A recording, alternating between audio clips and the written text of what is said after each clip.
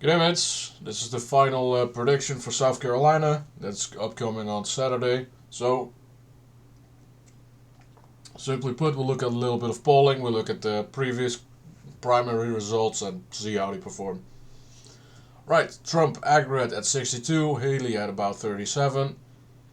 Fun part about this polling is none of the polling agencies perform by congressional districts, which is exactly how you should poll because, congressional districts each have 3 delegates. Now, polling is relatively consistent, so we had DeSantis drop out about here-ish before the Emerson, or just after the Emerson poll.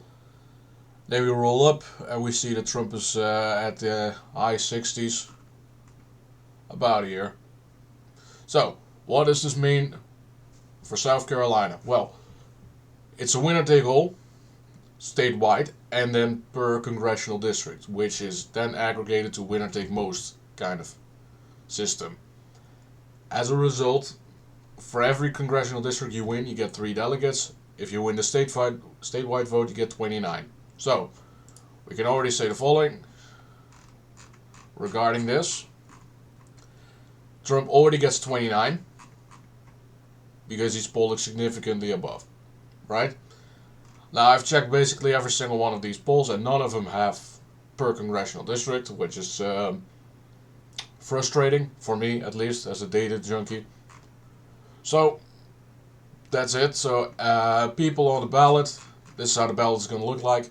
Trump, Haley, DeSantis, Ramaswamy, Christie, who've all dropped out, Binkley, and Stuckenberg. So, I would say the lower tier, they get about 2% at the most, and I'm probably overestimating because I like being generous to the underdog. Haley, I think about 35, maybe 40 points, and Trump gets the rest. So, on a bad day, he gets high 50s. On a good day, he gets low 60s. Right? So, how did 2016 look? Aggregate polling, Trump at 32, Rubio at 19, and Cruz at 19. End result, Trump 32%, so that's an underestimation of about half a point. Rubio underestimated by about 3.5 points, and Cruz by about 4. What does this mean? Well, Trump easily won every single congressional district because, as per the green papers, and I'm going to scroll in here a little bit, Trump won every single district.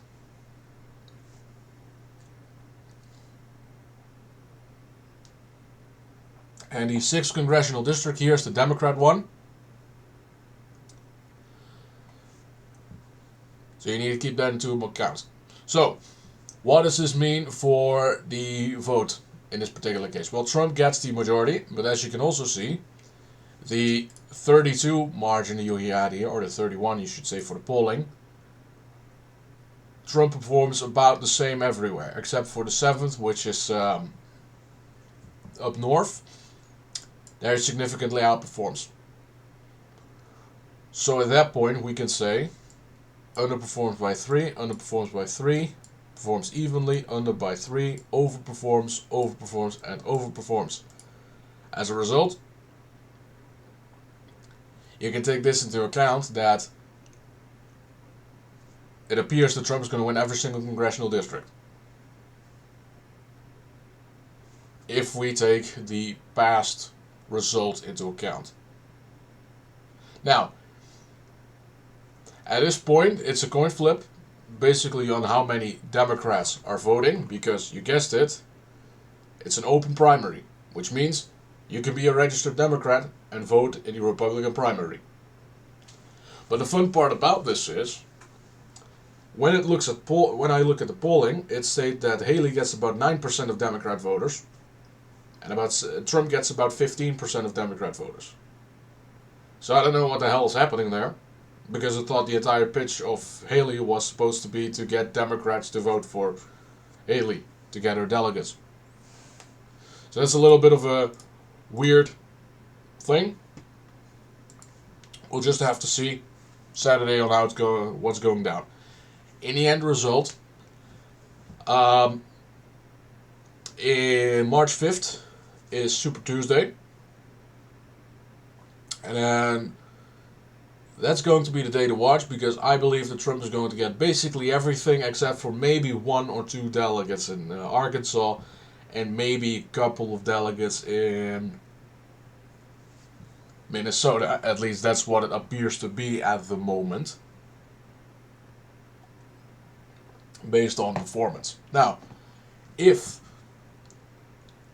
we are analyzing it next week, I probably am. I'm just going to check it real quick. So that's next week. I think I can do it on Monday. Do a Super Tuesday analysis real quick. It's going to be in place of a bunch of news stories, because